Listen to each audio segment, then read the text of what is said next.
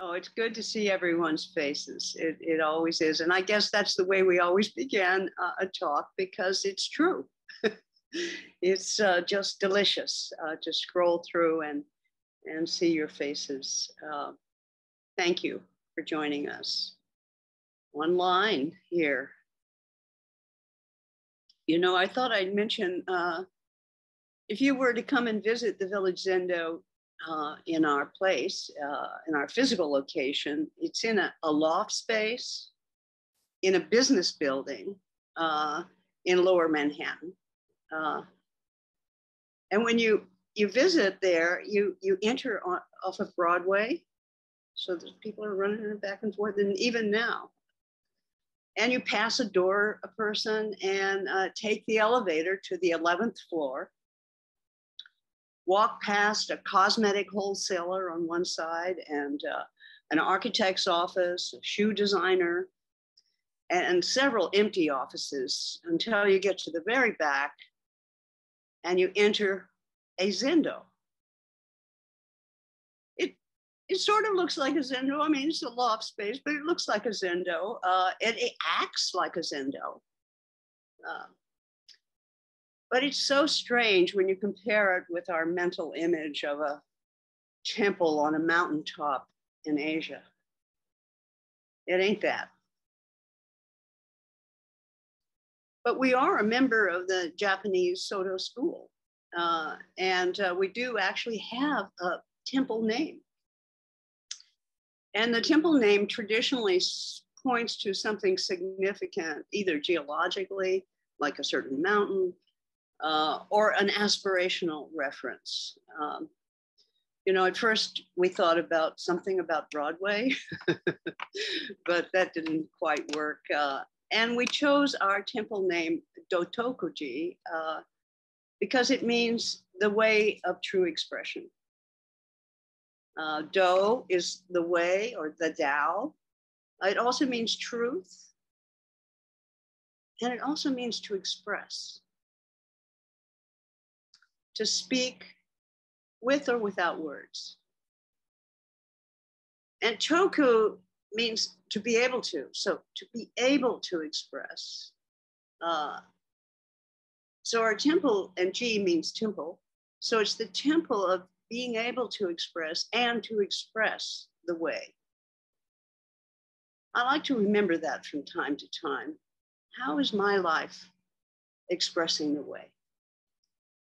How is our life together here online expressing the way? What is it to express the way, the truth, the Dharma in our lives? What is it to live a life that is in accord with the Tao? What words could we even possibly use to express that notion? And when I ask myself, what words could we use to express, like in a talk or together or in our world, in our day-to-day life, I think of a great ode, a verse by Pablo Neruda, who wrote about words, the words that we use. He wrote, words as slippery as smooth grapes, words exploding in the light, like dormant seeds waiting in the vaults of vocabulary, alive again and giving life. Once again, the heart distills them. Words as slippery as smooth grapes, words exploding the light, like dormant seeds waiting in the vaults of vocabulary, alive again and giving life. Once again, the heart distills them. So here, Neruda is counseling us to let words, in our case, the Tao, the truth, the path, Zen, to let them slide down our minds like slippery grapes. And also to allow the Tao to explode in the light, to teach us as he says, alive again and giving life. And he leaves us with that reminder that their power is letting the heart distill the meaning of the words. As slippery as smooth grapes exploding in the light like dormant seeds. Think of that, dormant seeds, waiting in the vaults of vocabulary, alive again and giving life. Once the heart distills them. I think of my meditation practice as that time of distilling the words I may cling to, the meanings that I may cling to. Wisdom from a great poet. And it is so in alignment with the Zen teachings. In Zen, we're reminded over and over again to not stick with words and our concepts of what they mean, but to rather to integrate the living moment, each moment. You know, if words and ideas were fish, I went to the ocean yesterday, so I'm thinking about fish. We'd be called to witness and realize the intimate fish that's jumping in the water, not the dead one lying in a can.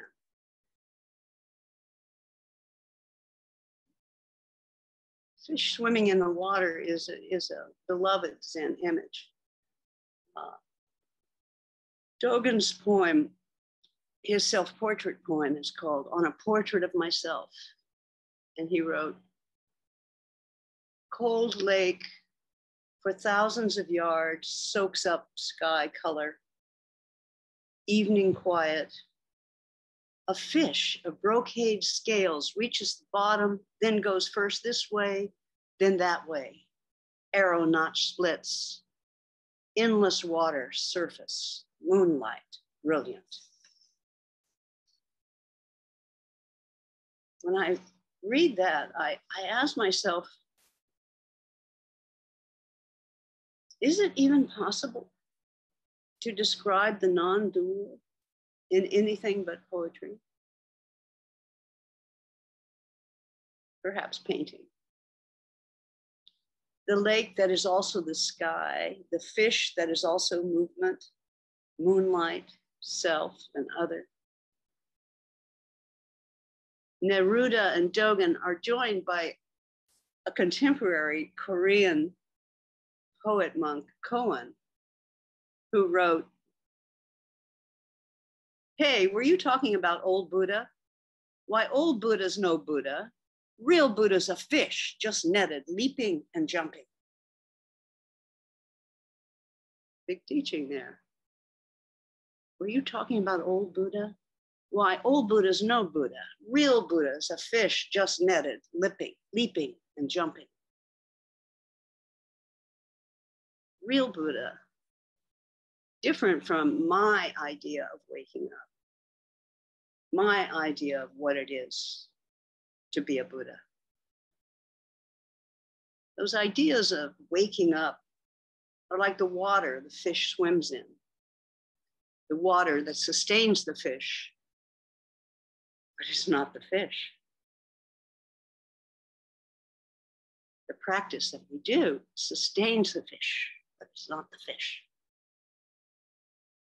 We can sing songs, or give talks, or read texts about waking up, about Buddha. But the words can't match the sound of a fish slapping on top of the water. And then, what about the sounds of the world around us? The frightening sounds of lies, rumors, spin, disinformation, calculated to confuse and inflame the ignorant and the already frightened. What would a Buddha do? What would an awakening being do to help? Is it even possible to express our views without sticking? How can we speak our truth and still be free of clinging, of being stuck, of being robotic?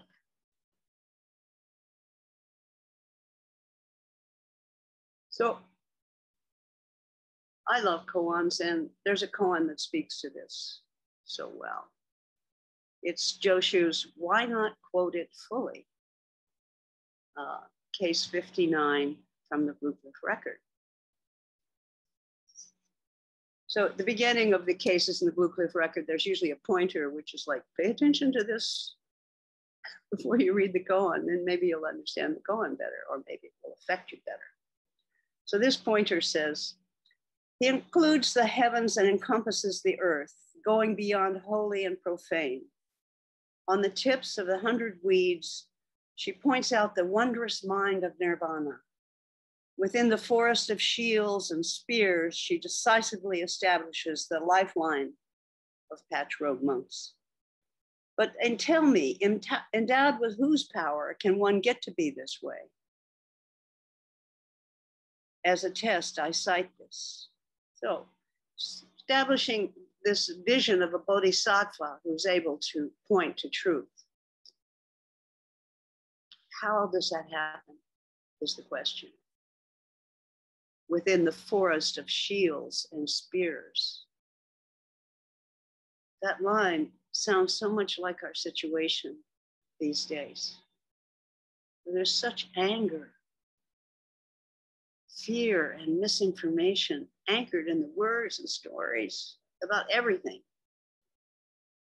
Critical race theory to anti-vax conspiracies.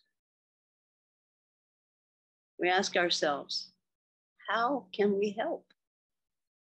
How can we not be just in some reactive state?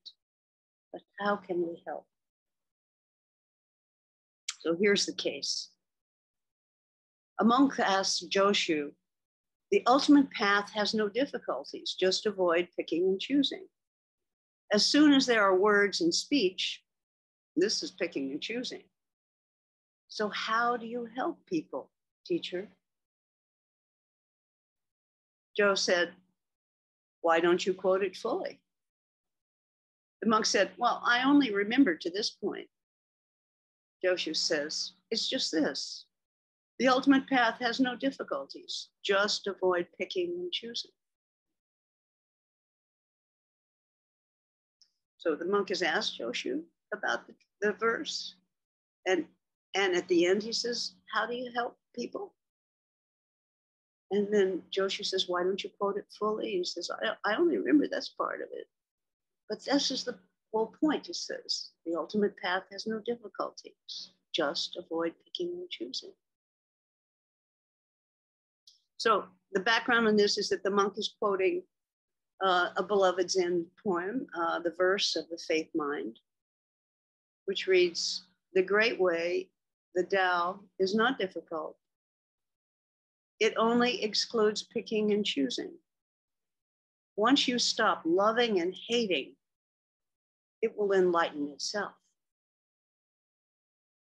Well, that's of concern for us today. I mean, this is not some 12th century or 8th century question. This is a question for us today. If you don't pick a position, and if you don't use words, which by their nature distinguish things, how can you help anyone? How can you function compassionately in this world? Yeah, it's a serious question. And it's a question that's been put to spiritual teachers throughout history. If you don't rely on words, on notions, on principles, then how can you help people?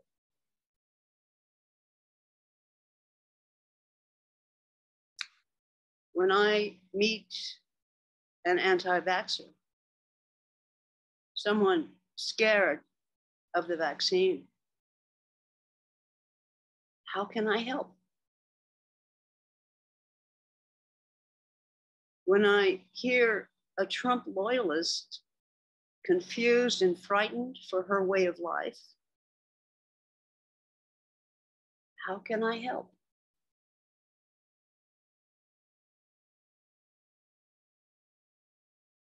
Joshu's answer, we could call it splendid. Why not quote it fully? He's not talking about the rest of the verse. He's saying, look into your own heart, into your own being, not some theoretical construct, not a set of responses, but look at your life itself. What is quoting it fully? But listening to the wholeness of life. Actually listening to those with whom we disagree.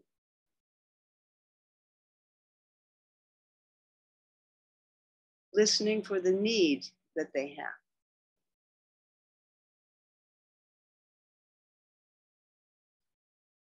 And finding a way to skillfully act for their flourishing, and thus the flourishing of all of life.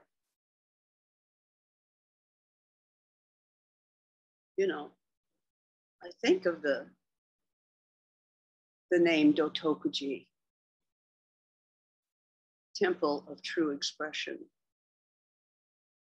And I just don't want to be thought of or seen as or express some political point of view that is all that we are. It is our responsibility as practitioners to discern our own true expression. What is the true expression that is needed now in this world? How can we quote it fully? Of course, you could say we're always expressing with our facial muscles, with our bodies, with our words. We're constantly expressing. And sometimes we correctly say, this is good, this is bad. And sometimes we express the way.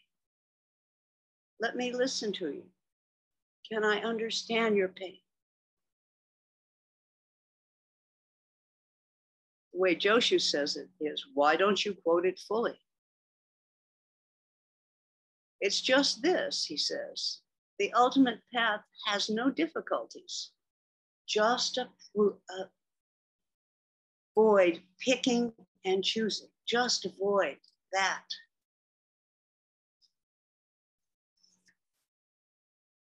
You know, I can think of some of my own interior dialogues, how they solidify around the notion of good or bad, ugly or beautiful, right or wrong. What is it to quote fully? To fully be present. To find that still place within you. To find that place that does not abide in clarity and does not abide in clarity. To find a spontaneous, alive place. Not fixed, not our old fixed ideas. You know, sometimes I catch myself thinking the same thoughts and saying the same words that I said at Berkeley in 1962. Hello?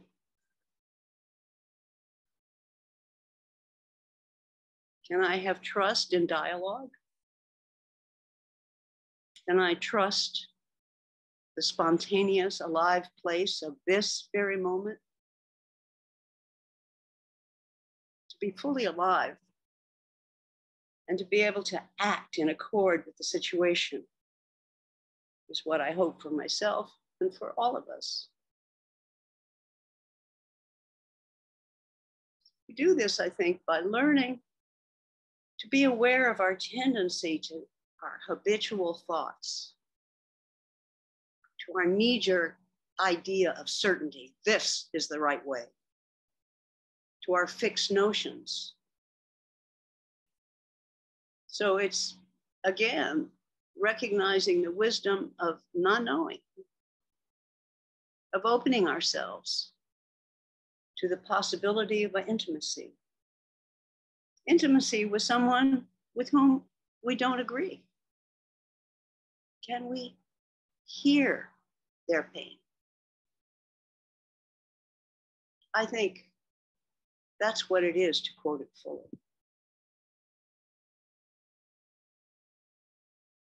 When we recognize the suffering of the poor, of the excluded by race or class or religion, when we recognize the suffering of the earth itself, and we skillfully act, respond in connection with wisdom, and not be fooled by a bunch of words, slippery words like grapes. I hope I haven't offered you too many slippery words today. It's to encourage us all to think about this really serious time in the earth's and in this place where many of us live in this country. Things do not look good. How can we help? How can we serve without creating more pain and suffering? That is my question. Here's my verse. The question burns in my heart. How can you help people? Between us, no real barrier. Listen, listen. There is a way to break the spell of my way. Thanks for listening this morning.